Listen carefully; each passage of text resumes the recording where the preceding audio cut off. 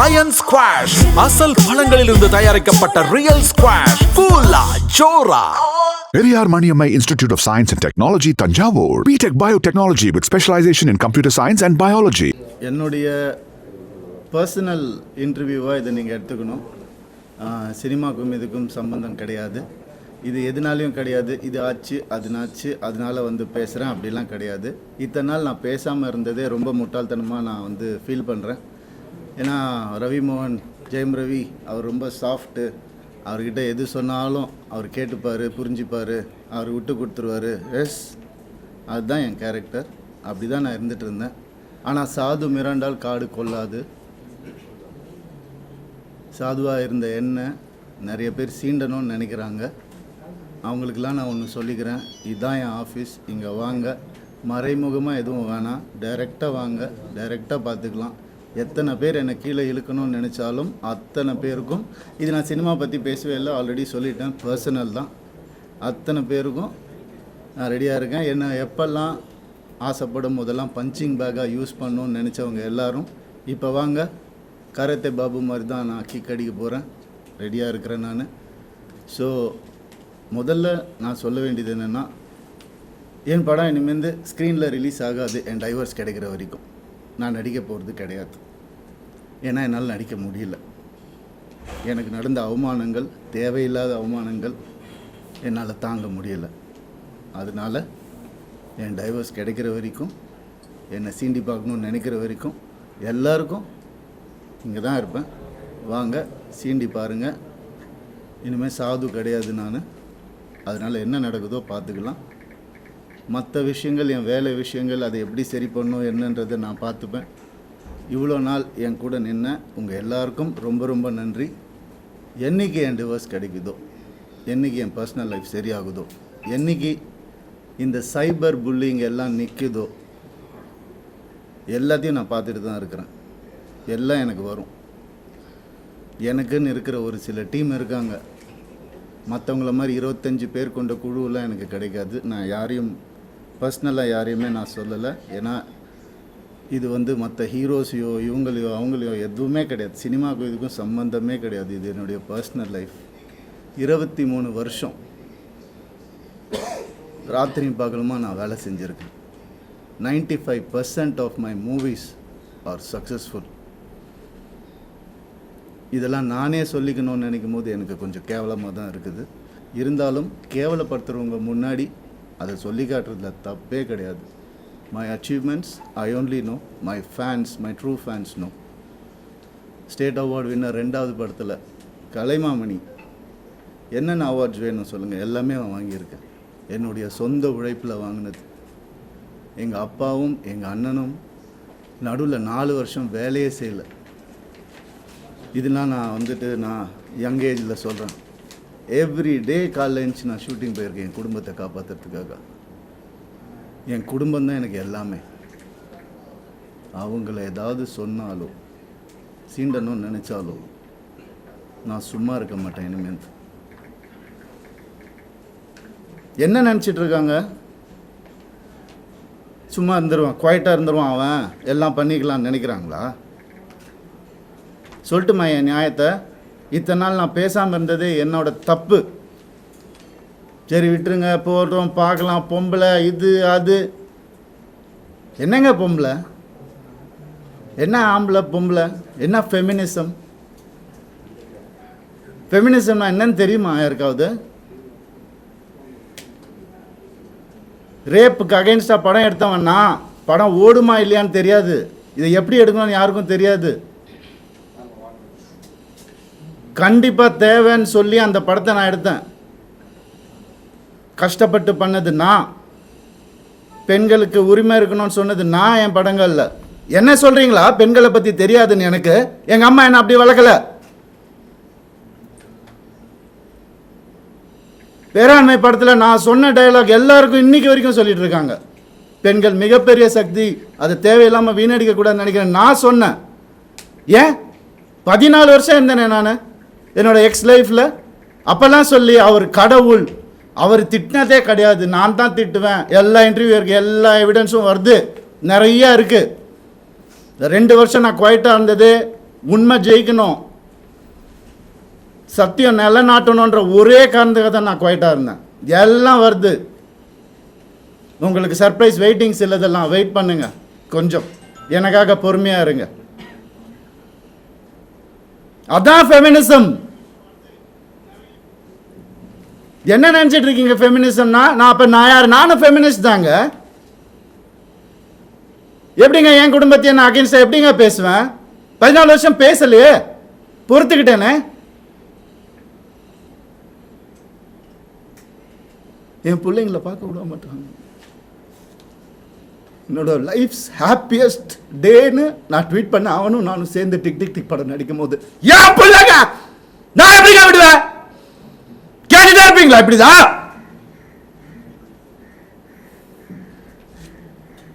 50 லட்சம் ரூபா தெரியுமா 2 பேர் ஸ்கூல் ஃபீஸ். எத்தனை வருஷம் நான் அதை கட்டி பார்த்துட்டு இருக்கேன். அவங்களுக்கு நல்ல லைஃப் கிடைக்கணும்னு. குழந்தைங்க பத்தி, என் பாசத்தை பத்தி பேசாதீங்க. நீங்க உங்க யாருக்கும் எதுவுமே தெரியாது. டெய்லி நைட்டு உட்காந்து அவன் செஸ் கத்துக்கிறான். என் சின்ன பையன் டெய்லி உட்காந்து விளையாடுவான். நான் அவன்கிட்ட தோத்து போவேன். நான் என்ன சொல்றீங்களா? குழந்தைங்க மேல அன்பு இல்லைன்னு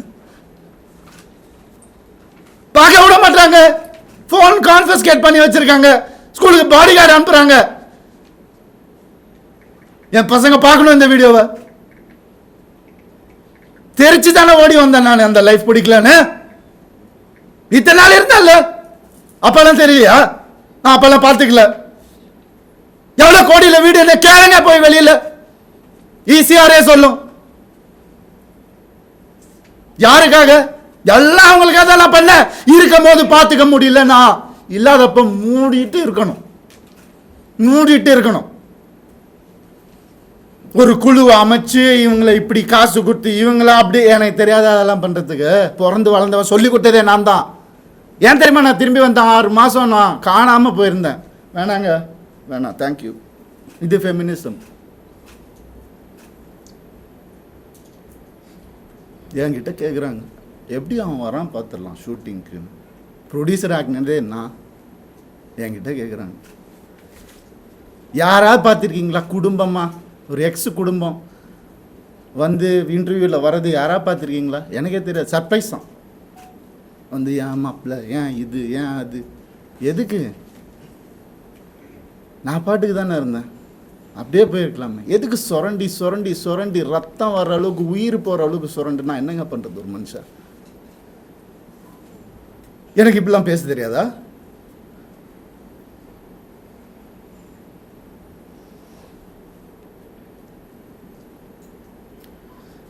பர்டிகுலராக நான் சொல்லணும்னு நினைக்கிறது இந்த சைபர் புல்லிங் விஷயம். ஒரு பொண்ணை அனுப்பிச்சிட்டீங்க, ரொம்ப தேங்க்ஸ். அதுக்காகலாம் நான் இன்டர்வியூலாம் வைக்கலங்க. அவங்க எங்கே இருந்தாலும் நல்லா தான் இருக்கணும், அவ்வளோதான், வேறு எதுவுமே இல்லை. கெனிஷாவை காலி பண்ணி அனுப்பிச்சிட்டீங்க நீங்கள் எல்லோரும். சைபர் புல்லிங் உங்களெல்லாம் நான் சும்மாவே விட போகிறதில்ல. என் அண்ணனுக்கு நடந்ததுனால, தம்பிக்கு நடந்ததுனால நான் இதான் பண்ணுவேன். ஏன்னா நான் யாருன்னு தெரிஞ்சவங்க சில பேர் மட்டும்தான். நான் உண்மையாக யாருன்னு தெரிஞ்சவங்க எனக்கு சப்போர்ட் பண்ணுறவங்க. எந்த ஹீரோவாது இன்னொரு ஹீரோவை பற்றி சொல்லுவான், நான் அவன் மனசால் கூட யாருக்கும் கெடுதல் நினைக்க மாட்டான். என் கார்த்தி சொன்னான். நான் யார் பேரையும் எடுக்க விரும்பலை. நண்பன் பிரபுதேவா சார் சொன்னார், ஐசிர் சார் காப்பாற்றினார் என்னை. கொஞ்ச நாள் வீட்டை விட்டு நான் எதுவுமே இல்லாமல் வந்தவன் நான். இப்போ நான் வாடகை வீட்டில் இருக்கிறேன். அவங்க எல்லாம் நல்லா இருக்காங்க. நான் கோடிக்கணக்கான காட்டின வீட்டில் நல்லா தான் இருக்கேன். எனக்கு தெரியாதா வெளியே போன்னு சொல்லி எவ்வளோ நேரம் ஆகும் எனக்கு? என்னங்க இதெல்லாம்? ஒரு மனுஷனை நிம்மதியாக வேலை செய்ய விடாட்டி எப்படிங்க?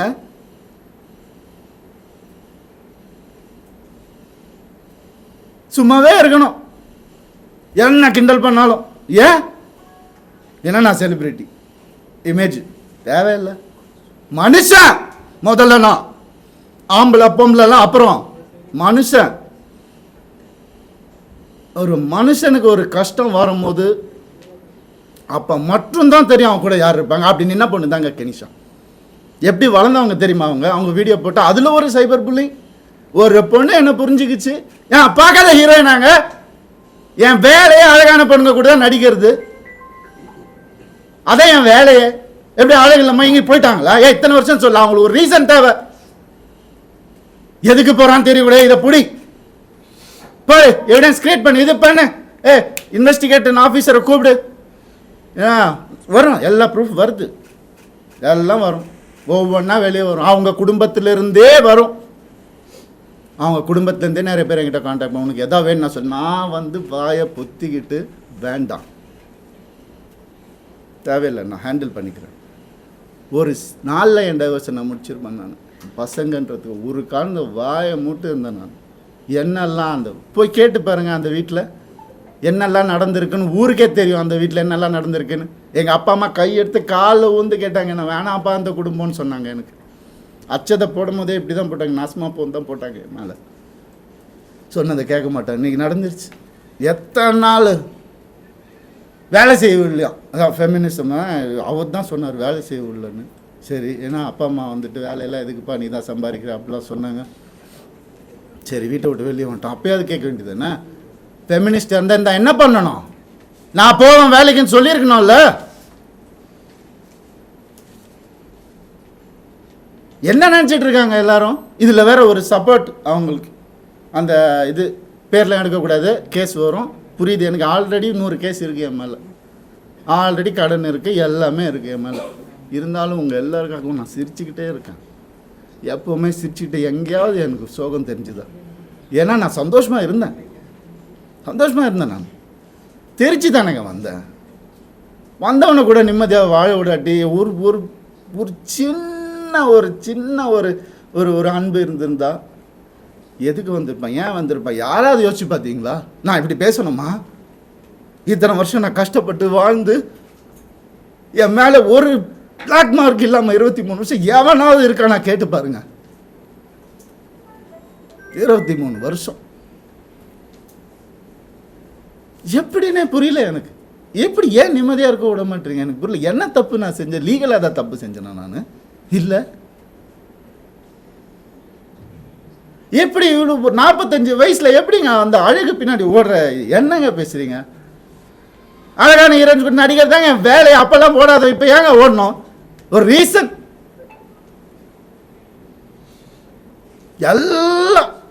எல்லாத்தையும் கொடுத்துட்டானா அவங்க கையில். அதான் என் பெரிய தப்பு. ஏன் நம்பிக்கை, ட்ரஸ்ட்டு, என் லைஃபு, இது எல்லாத்தையும் கொடுத்துட்டேன் அப்படியே. எனக்கு ஒரு அக்கௌண்ட் கூட கிடையாது என் பேரில், தெரியுமா உங்களுக்கு? ஒரே அக்கௌண்ட் தான் எனக்கு இருந்துச்சு, ஜாயிண்ட் அக்கௌண்ட், எக்ஸ் ஃபேமிலியோட. எங்கே சொன்னாலும் ஸ்வைப் பண்ணாலும் உடனே போய் என்ன எதுனா இல்லை, என்ன ஏன் இவ்வளோ, நான் தானே சம்பாதிக்கணும். ரொம்ப அநியாயம் நடந்திருக்கு எனக்கு ரொம்ப. அந்த வீட்டில் ரொம்ப அநியாயம் நடந்திருக்கு, சொல்ல முடியாத அளவுக்கு அநியாயம் நடக்குது. அதனால தான் நான் வாங்கி விட்டுருந்தேன். அசிங்கமாக. ஏன் என் நேச்சர் அப்படி.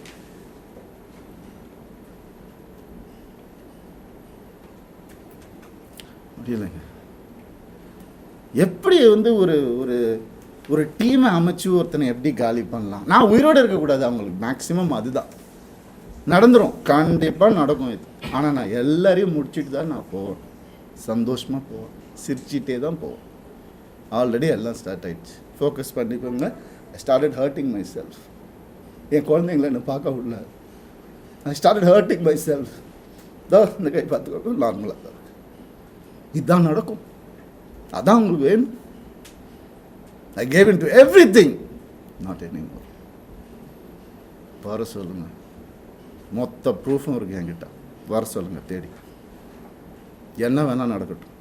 சாரிங்க, நான் நடிக்க மாட்டேன். என் ஸ்க்ரீனில் எப்போ என் படம் வரும் எனக்கே தெரியாது. எனக்கு சப்போர்ட் பண்ணுறவங்க சப்போர்ட் பண்ணிட்டு தான் இருக்காங்க. அதனால் அவங்க எல்லாரையும் சாரி சொல்லிக்கிறேன். தயவு செஞ்சு வேண்டி கேட்டுக்கிறேன், என்னோட இந்த டெசிஷனை அப்படியே விட்டுருங்க. என்னால் வேலை செய்ய முடியல. நான் என் பர்சனல் லைஃப்பை க்ளீன் பண்ணிவிட்டு எனக்கு என்ன இமேஜ் இருந்ததோ அதை நான் காப்பாற்றிக்கிட்டு நான் கண்டிப்பாக திரும்பி வருவேன். அது கடவுள் கையில் இருக்குது. இது எவ்வளோ சீக்கிரம் முடியுமோ நான் சீக்கிரமாக முடிச்சிடுறேன்.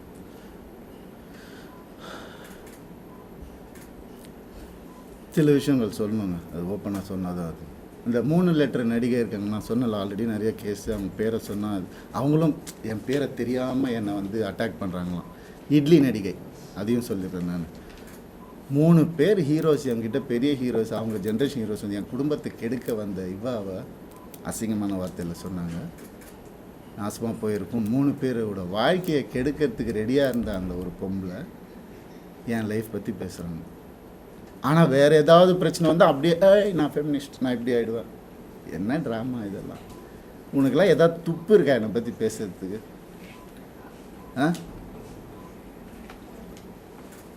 எப்படி இப்படிலாம் மனுஷங்க இருக்காங்கன்னு புரியல எனக்கு. நான் யார், நீ யார்? பர்சனல் லெவலில் டச் பண்ணது. என்னோட நல்லா நடிப்பியா, நடிச்சுக்கோ. ஐயோ காலில் நானே உழுவுறேன். அவார்டு வாங்குறேன், வாங்கிக்கோ. பர்சனல் லைஃப்பில் மனுஷன் இவன் தப்பான மனுஷன் அதாவது பேசின நீ இன்னொரு தடவை உனக்கு என்ன அறிகதை இருக்குது பேசுறதுக்கு? நீ என்ன பெத்தியா எல்லாரையும் வந்து? இல்லாடி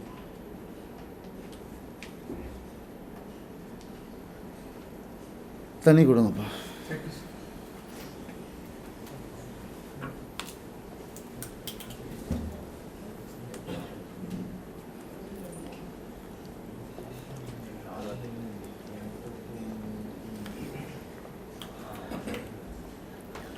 ரத்தம் வந்தி வந்துட்டுருக்கு எனக்கு. பிளாக் மேஜிக் பண்ணிகிட்ருக்காங்க எனக்கு. நான் இருந்தப்பவும் பண்ணிட்டு இருந்தாங்க. அவன் பேச்சை கேட்கணுன்னு அப்படியே பொட்டி பாம்பு மாதிரி வச்சுருந்தாங்க. எனக்கு தெரியுது, நான் தெரியாமல் இல்லை. அதுதான் அப்பா அம்மா கொடுத்த அறிவு தெரியுது. ஆனால் அப்பா அம்மா வளர்த்த நேச்சர் என்னை காலி பண்ணிட்டே இருந்துச்சு இத்தனை வருஷம். முதுகில் குத்துறாங்கன்னு தெரியும், அவங்க எனக்கு தெரியாதுன்னு நினச்சிட்ருக்காங்க. எவ்வளோ நாள் நானும் மாறிடுவாங்க, கடவுளை வேண்டிக்கிறேன், இப்படி ஆகிடும். நான் என்ன தான் பண்ணேன்? வேலைக்கு போகிறேன், வரேன். ஒரு நிம்மதி இல்லைன்னா என்ன பண்ணுறேன்? ஒரு மரியாதை இல்லைன்னா என்ன பண்ணுறது? வீட்டில் அவ்வளோதானே கேட்குறேன் நான். பேசிக் தானே கேட்குறேன். இதில் என்ன ஆம்பளை பொம்பளை எனக்கு புரியல. சீக்கிரம் குத்துங்க, வாங்கிக்கிறேன் நான். அப்படி தான் என்ன இத்தனை நாள் வேலைக்கு போயிடுறேன் நான். ஏன் இப்போ நான் வெளியே போய்ட்டு யார் கூடயோ போனது தான் உங்களுக்குலாம் தெரியும். அதுக்கு முன்னாடி நான் 2 வருஷம் ஹோட்டலில் அங்கே இங்கே தங்கினதெல்லாம் உங்களுக்கு தெரியாது. இல்லை, யாருக்கும் தெரியாது. ஏன்னா நான் சொல்லலை. 4 வருஷம் இன்னையோட 4 வருஷமாக எனக்கும் சம்மந்தம் இல்லை. இப்போ நடந்தது தான் அவங்க எல்லாருக்கும் தேவை. அதை தான் அப்படியே ஜோடித்து இப்படி பண்ணி கிளாசிக் வச்சுருப்பாங்க நிறையா. ஏஐயில் க்ரியேட் பண்ணி எவிடன்ஸ் எனக்கு தெரியாது, அது ரியல் எவிடன்ஸே எடுத்துகிட்டு வரேன் நான். எனக்காக பேசுகிறவங்களும் இருக்காங்க.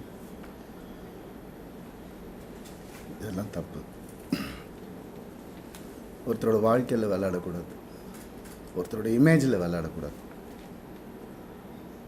என்ன நடந்துச்சு உங்களுக்கு எப்படி தெரியும்? இப்போ இருந்து பாருங்கள் 2 நாள் முடியுமா? இல்லை, இப்போ இருந்தவங்களுக்கு தானே தெரியும். நீங்கள் ஏன் பேசுகிறீங்க? Cyber bullying pricks. உங்களால் எத்தனை பேர் செத்து போயிருக்காங்கன்னு தெரியுமா உங்களுக்கு? எத்தனை பேர் சூசைட் பண்ணியிருக்காங்கன்னு தெரியுமா உங்களுக்கு? நான் போயிடுவேன், உங்கள் எல்லாரையும் எடுத்துகிட்டு தான் போவேன் நான். பிளடி குழந்தைங்கள்லேருந்து டீனேஜர்ஸ்லேருந்து உங்களால் செத்து போயிட்டு இருக்காங்க. Cyber bullying pricks. வெக்கமா இல்லை உங்களுக்கெல்லாம்? என்ன நினைச்சிட்டு இருக்கீங்க?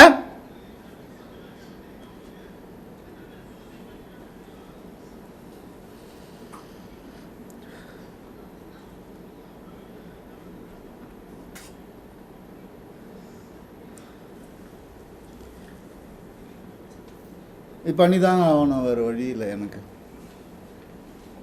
யார் தான் சொல்லுவா அப்புறம் என் கதையை? அம்மா அப்பாவும் சொல்ல மாட்டாங்க, அண்ணன். ஏன்னா அவங்க முன்னாடியே சொல்லிட்டாங்க, அல்ல எல்லாம் சொல்லிட்டாங்க, நான் கேட்கல.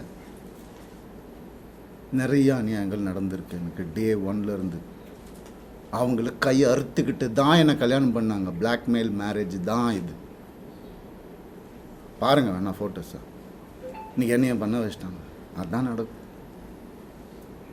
ஒரு டெத் விஷ் வாங்கிட்டு தான் நான் இத்தனை வருஷம் உட்காந்துருந்தேன். வெளியே வந்து இந்த லாஸ்ட்டு 2 வருஷம் தான் ஒரு மனுஷனாக காற்று வாங்கிறது கூட நான் என்னால் என்ஜாய் பண்ண முடிஞ்சுது. ஒரு மனுஷனை என் கூட இருந்த எல்லாருக்கும் தெரியும்.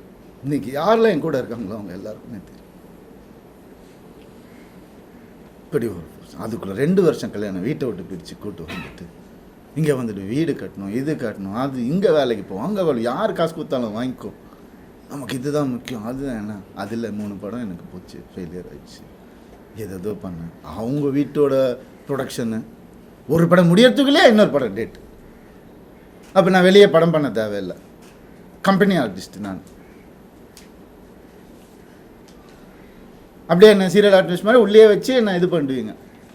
அதுலேருந்து நான் வெளியே வரக்கூடாது. நான் படித்த விஸ்காமுக்கும் நான் பார்த்த என்னுடைய ஃபிலிம் ஃபெஸ்டிவல்ஸும் ஒரு 5 ஃபிலிம் ஃபெஸ்டிவல் லைஃப்பில் நான் பார்த்துருக்குறேன். அந்த நாலேஜ் எல்லாம் வச்சு நான் எதுவும் க்ரியேட் பண்ணக்கூடாது. இதுலேயே அடங்கி இப்படியே இருக்கணும்.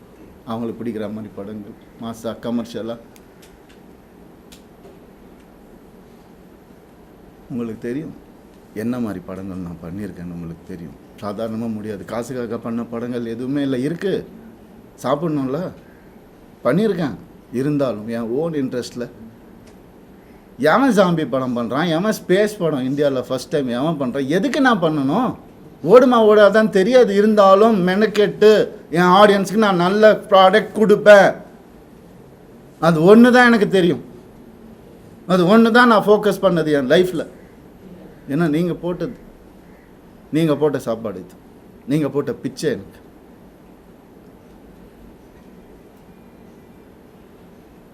நான் ஏன் சைபர் புல்லிங்க்கு பிச்சை போடணும்? அவங்க ஃபாலோவர்ஸை நான் ஏன் டெவலப் பண்ணணும்? நான் பேச மாட்டேன். சிவன் குழந்தைன்னு நான் சொல்லுவேங்க. ஆம்பளையும் இல்லாமல் பொம்பளையும் இல்லாமல் இருக்கிறவங்களாம் நான் அப்படி தான். கடவுள் குழந்தைங்க. அவங்கெல்லாம் வந்துட்டு என்னென்னமோ பேசுகிறாங்க. என்ன இதெல்லாம் ஃபாலோவர்ஸ்க்காகவா? அதுக்காகவா பிறந்து வளர்ந்து இது பண்ணும்? என்ன எங்கே போனேன் நான்? உங்கள் கண்ணு முன்னாடி தான் கெனிஷான்னு ஒரு டாபிக் வந்தால் நான் கண்ணு முன்னாடி தானே எல்லாமே பண்ணிகிட்டு இருக்கோம். நாங்கள் ஒரு பொண்ணை புரிஞ்சுக்கிட்டு அதையும் தொத்தி அமுச்சு விட்டுட்டீங்க. அவங்க ஃபெமினிஸ்ட். எப்படி இறங்கி ஆர்எம்எஸ் லான்ச்சில் ஒவ்வொரு ஸ்க்ரீன் கிளாத்லேருந்து ஒவ்வொரு நீடிலேருந்து இது இங்கே தான் இருக்கணும் அங்கே தான் இருக்கணும் இறங்கி வேலை பார்க்குறாங்க. இன்னொருத்தர் காசில் சொகுசாக வாழ்ந்துக்கிட்டு என்னை வாடகை வீட்டில் ஊற்றுட்டு அப்படி இல்லை. இது அதுக்காக பேசவும் இல்லை. எங்கே இருந்தாலும் நல்லா இருக்கட்டும்ங்க. கடவுள் பார்த்துப்பாரு. கடவுளுக்கு தெரியும் எது உண்மை எது போய் எல்லாமே தெரியும். அவர் பார்த்துப்பாரு.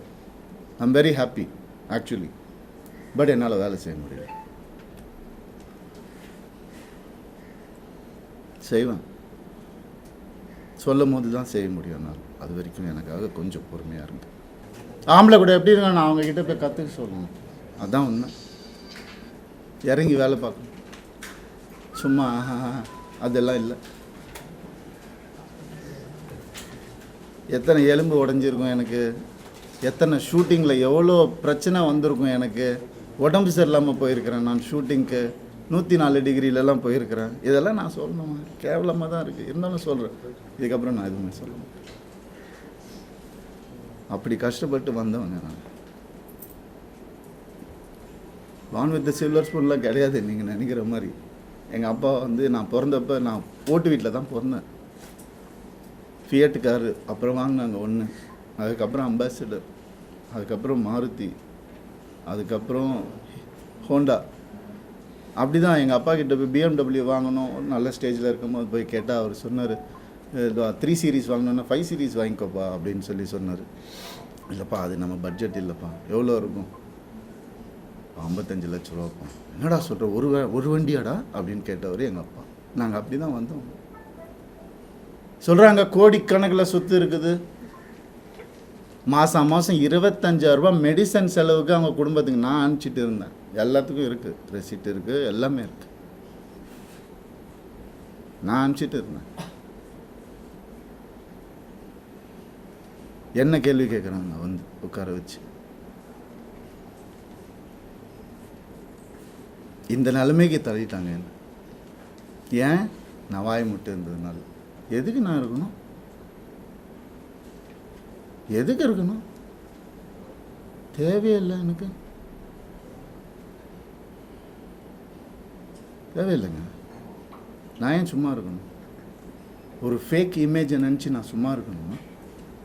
இமேஜே நான் என்றைக்குமே பார்த்தேன்னா ஒரு ஹீரோக்கு கூட போட்டி இல்லைங்க. எல்லாரையும் சொல்லுங்க இவர் அவர் அவர் இவர் இவர் அவர். நான் அதை தனியாக பண்ணிகிட்ருக்கார் விடுங்க. With 95% success rate. ஏன்? எனக்கு பிடிக்காது, நெகட்டிவிட்டி பிடிக்காது. என்னையா இன்னொருத்தரை கூட கம்பேர் பண்ணுறீங்க? நான் சினிமா படிச்சுட்டு வந்திருக்கேங்க. பாம்பேயில் போய் படிச்சுட்டு வந்திருக்கேன், விஸ்காம் படிச்சிருக்கேன், ஃபிலிம் ஃபெஸ்டிவல் போனவனை வந்துட்டு எதுக்கு இதுக்குள்ளே தள்ளி அப்படி வளர்ந்தவன் நான். அதனால இவன் இதுக்கெல்லாம் போக மாட்டான், மீடியாக்கெல்லாம் பேச மாட்டான், வாய அடிச்சுட்டு இருப்பான், அவன் இமேஜ் முக்கியம். இமேஜ்னா என்ன தெரியுமாங்க? நீங்கள் இந்த சோஷியல் மீடியாவில் பார்க்குறது அதெல்லாம் இமேஜே கிடையாதுங்க. 23 வருஷம் இண்டஸ்ட்ரியிலேருந்து நான் சொல்கிறேன். இன்றைக்கி எனக்காக வந்திருக்காங்க பார்த்தீங்களா, சில பேர் வரப்போகிறாங்க, அவங்களையும் சேர்த்து தான் நான் சொல்கிறேன். இந்த உண்மையானவங்க கிட்ட இவனுக்காக என்ன வேணால் பண்ணலாம் அப்படின்ற ஒரு வார்த்தை தாங்க இமேஜ். அதை உடைக்க ட்ரை பண்ணுங்க, பார்க்கலாம் யாரால் முடியுதுன்னு. சினிமா பண்ணலன்னா கை கால் இருக்கு, நான் என்ன வேலை வேணால் பண்ணி பொழைச்சிப்பேன். டான்ஸ் கிளாஸ் எடுத்து பொழைச்சிப்பேன். நான் பரதநாட்டியம் தெரியுங்க எனக்கு, முறைப்படி அரங்கேற்றம் பண்ணுவேன். நான் எப்படியுமே பொழைச்சிக்கலாம். இதுக்கெல்லாம் ஆளாவே ஆளாதீங்க. ஆம்பளைங்களுக்கும் நான் சொல்கிறேன், இந்த மாதிரி லைஃப்பில் என்ன மாதிரி கஷ்டப்படுறவங்களுக்கும் நான் சொல்கிறேன், நான் நிற்பேன் உங்களுக்காக. என்ன அநியாயம் நடந்துட்டுருக்கு இந்த ஜென்ரேஷனில் எனக்கு தெரியும், நான் நிற்பேன். இன்னும் என்ன வேணால் வர சொல்லுங்கள், இன்னும் 4 வீடியோ பண்ண நான் வந்துட்டு பலாத்காரம் பண்ணேன்னு கூட அவங்கள சொல்லிக்க சொல்லுங்கள், என்ன வேணால் பண்ண சொல்லுங்கள். இது சுத்தமாக இருந்தால் போதும், அவ்வளோதான் நான் நினச்சி வாழ்கிறது என் லைஃப். அப்படி தான் நான் வாழ்வேன் சாவர வரைக்கும்.